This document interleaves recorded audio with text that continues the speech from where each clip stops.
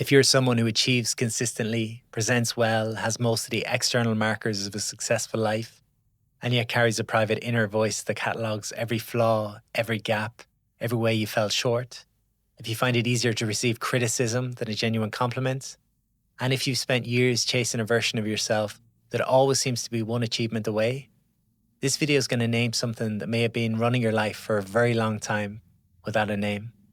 We're finishing the series today on the Reiki and character structures, and we're ending with what's known as the rigid pattern.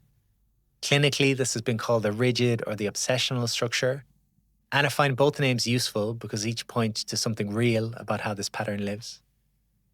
And I want to say something before we go any further. If this is your pattern, you're probably one of the most capable, disciplined, reliable people in every room. The standards you hold yourself to are extraordinary, and the problem isn't the standards, it's what's underneath them and what they're costing you. If you're new here, my name is Pat Divilly. I'm the founder of the Journey the Breath Breathwork School, a student and practitioner of body and breath-based therapies, and the author of Shadow Work and Fit Mind. On this channel, I talk about body-based healing, breathwork, shadow work, and the patterns that quietly shape how we live. I spent years in today's pattern myself, which is part of why I'm so passionate about this work. If today's session resonates, be sure to subscribe. We talk a lot about the nervous system these days and how the body keeps the score of our earliest memories. For the rigid pattern, that score is kept in a very particular way, in the held breath, the tightened muscles, in the inner critic that runs so constantly it eventually becomes indistinguishable from the person's own voice, in the body that looks composed and capable on the outside, whilst bracing quietly and continuously against something it learned long ago to expect. I spent years in this pattern myself, coming up in the entrepreneurial space, constantly achieving and moving the goalposts, never quite letting the last accomplishment land before I was already focused on the next one. I was standing on stages in front of up to 1,000 people in my personal development days, wanting to be accepted, performing connection rather than feeling it. The body keeping the score of a wound that I hadn't yet named. What eventually shifted things wasn't more achievement, it was body-based work, breath work that finally gave me access to what was underneath the doing, and the framework of character structures that let me see, for the first time, that drive wasn't ambition, it was protection. In my breathwork facilitation work, the rigid pattern is one that I approach with particular care because these people are extraordinarily good at performing the work correctly. And the invitation, which is genuinely difficult, is not to do it correctly, it's to actually let something through. So in today's video, here's what we're going to explore. First, we'll look at how this particular pattern forms, including the developmental wound that sets this one apart from all the others.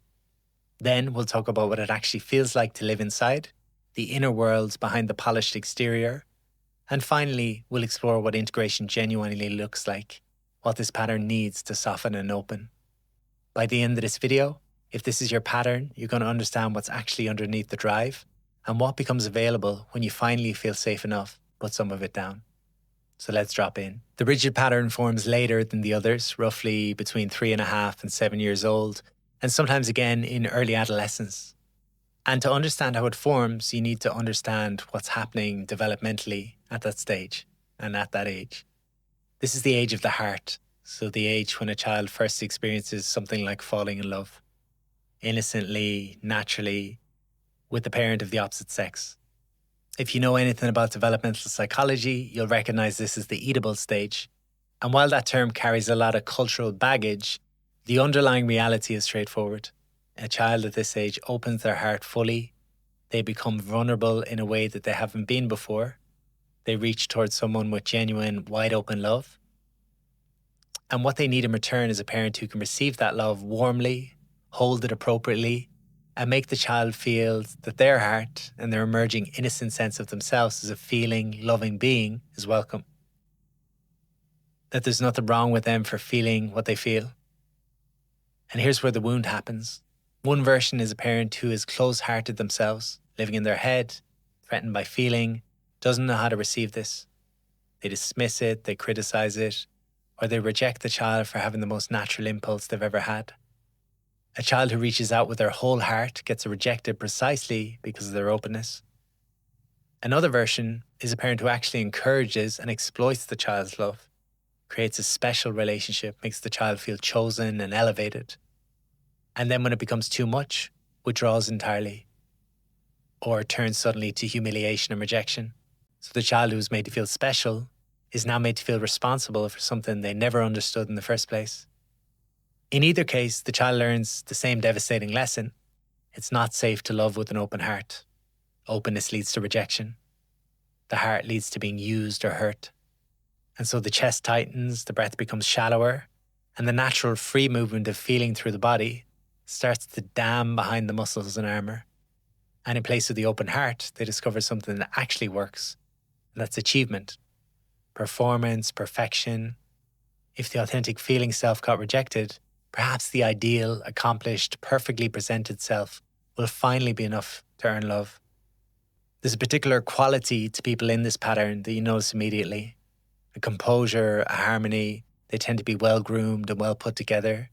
They carry themselves with a competence that reads as confidence, and then other people notice and often envy.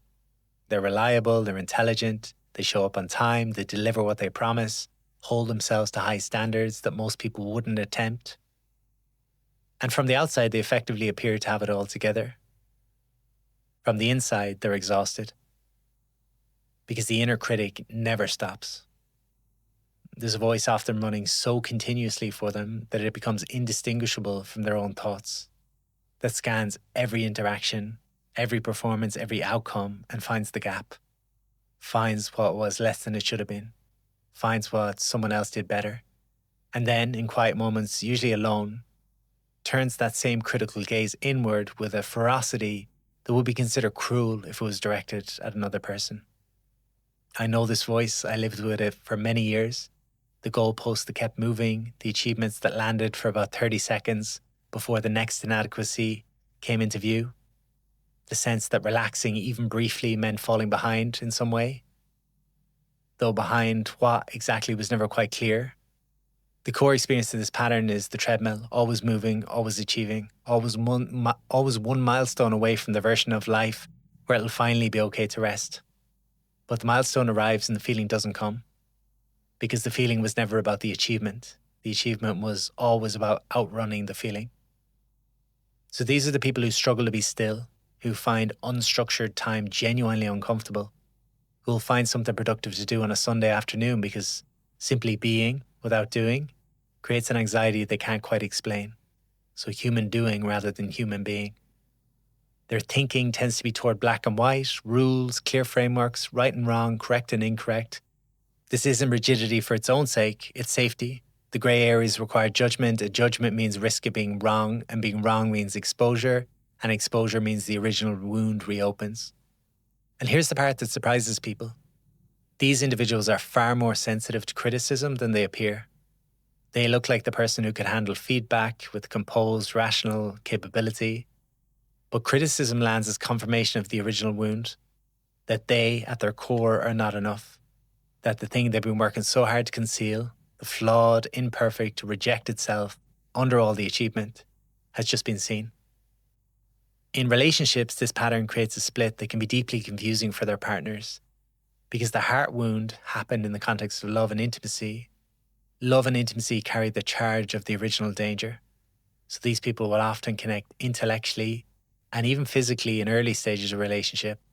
But as genuine emotional intimacy deepens, as the heart starts to come online, something pulls back, a withdrawal the partner can feel but can rarely name. So what's actually happening is the heart and the deeper feeling self have been separated, kept behind armor, because offering them fully to another person means being completely vulnerable. And full vulnerability means the possibility of full rejection, which the nervous system experienced once at the deepest level and has been quietly organizing itself around never experiencing again. The shadow phrase for this pattern is, I must be perfect or I'll be rejected. And underneath that, very quietly, I was rejected for being real, so I will never be real again. What does this pattern look like in the body? A uniformity and symmetry that actually reflects the armoring, muscles that have tightened in a mesh-like pattern across the chest and the back, that reads visually as athletic and toned. There's a youthfulness that many people in this pattern carry well into late life. There's a held quality that's somehow both appealing but slightly unreachable. The breath holds at the top of the inhale, not at the long exhale of the leaving or the merging.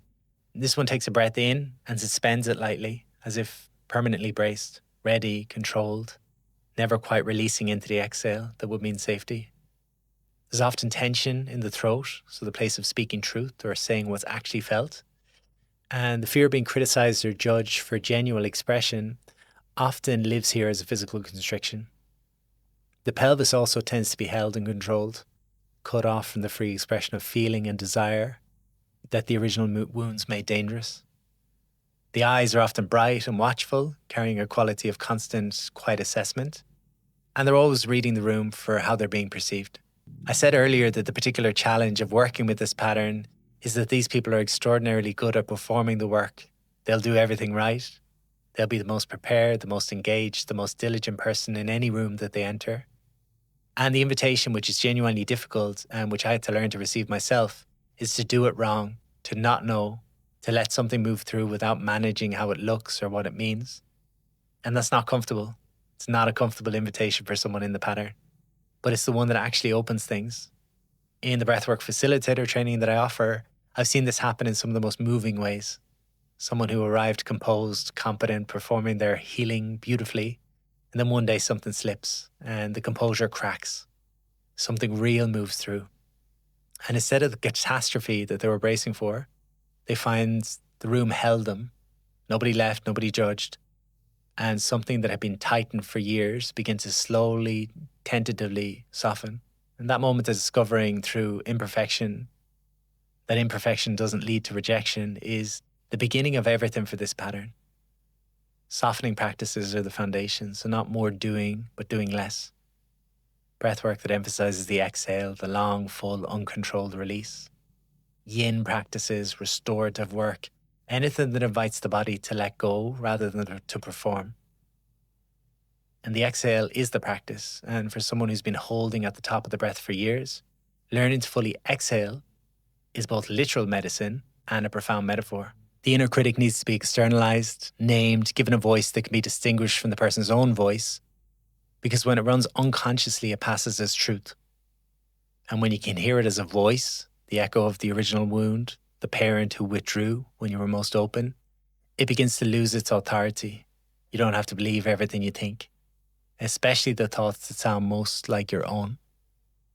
Deliberately doing things badly, things they're not good at, approached with curiosity rather than competence, is genuinely therapeutic.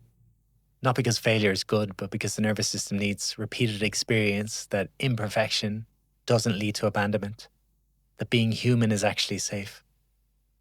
Heart-opening work is the deep medicine, because the original wound was to the heart, specifically to the experience of loving openly and being rejected for it.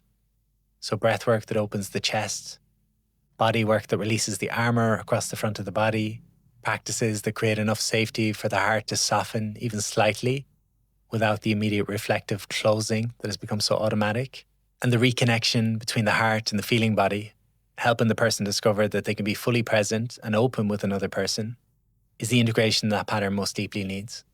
It's tender work, and it's where the most profound shift happens. So the question worth sitting with over time, not as a task, but as a genuine living inquiry, is this: who would I be if I didn't need to be perfect? Not a fantasy of lowered standards, a genuine question about the self that got left behind when achievement became the strategy. The creative, feeling, imperfect, fully human person who was there before the closing happened. The gifts are real and substantial. The discipline, the reliability, the intelligence, the genuine drive toward excellence that, when it comes from inside rather than from fear of rejection, creates things of real beauty and lasting value. The path isn't to dismantle any of that. It's to let it be in service of a life that's actually felt rather than just performed. To stop being a human doing and remember to be a human being. To exhale fully and discover that the world doesn't end when you do. And that's the series. 5 patterns, 5 ways a human being learns to protect something sacred in themselves when the environment asks them to be something other than what they are. The leaving pattern, where the energy goes up and out into the mind, away from the world that didn't feel safe to arrive into. The merging pattern, reaching toward others, giving in order to receive, never quite getting full. The enduring pattern, holding everything in, carrying what's put on them, waiting for permission to exist fully. The challenger pattern, taking command, controlling the environment, protecting the real self behind extraordinary capability. And the rigid pattern, achieving, perfecting, presenting, and privately wondering why none of it ever feels like enough. If you've watched this series and found your pattern or your patterns, because most of us have a primary with one or two secondary ones, then you already have something genuinely valuable, not a diagnosis, but a map. And a map is only useful if you use it. So here's what I'd invite you to do. Go back to the video that landed hardest, watch it again, not to understand it better intellectually, you probably already understand it, but to feel where it lives in your body, where you recognize it, not in your mind, but in your chest, your belly, your breath, because that's where the work starts. Subscribe to the channel if you haven't already, and be sure to check out all the videos in this series if you haven't watched them all. Each one goes deep on a single pattern, and the one that's yours will take you much further than the overview. And if you feel called to go beyond understanding and into actually doing this work in your own body with others who are doing the same, I run a 6-month conscious connected breathwork facilitator training called Journey the Breath. It's a comprehensive immersion into body and breath-based healing, and it's where I've witnessed some of the most profound transformations I've ever seen. People who arrived performing their healing and left actually living it. So you can find out more at journeythebreath.com. Please do leave a comment. Which pattern is yours? I would genuinely love to hear. Thank you for being here for this whole series. It's been a privilege. I appreciate you. Grow more and see you soon.